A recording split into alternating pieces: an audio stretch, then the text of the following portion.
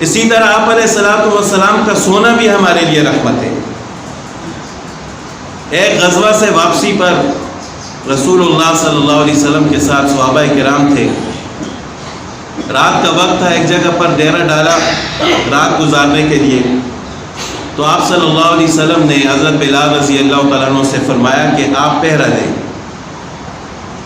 آپ پہرا دیں اور فجر کی نماز کا وقت جب ہو جائے تو ہمیں جگائیں۔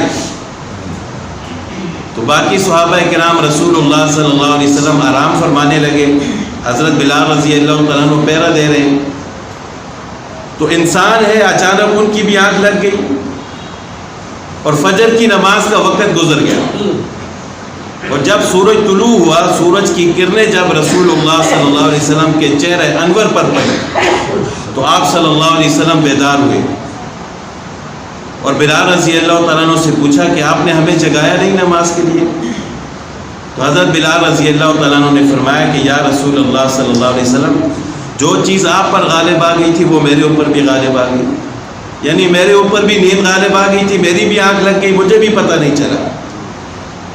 تو آپ صلی اللہ علیہ وسلم نے فرمایا کہ یہ اس وجہ سے ہوا ہے کہ تاکہ ہمیں نماز کے قضا کرنے کا مسئلہ معلوم ہو جائے، کہ جان بوجھ کر نماز قضا نہیں کرنی، لیکن اگر غلطی سے کسی سے رہ جائے تو پھر اس کی قضا کرنی۔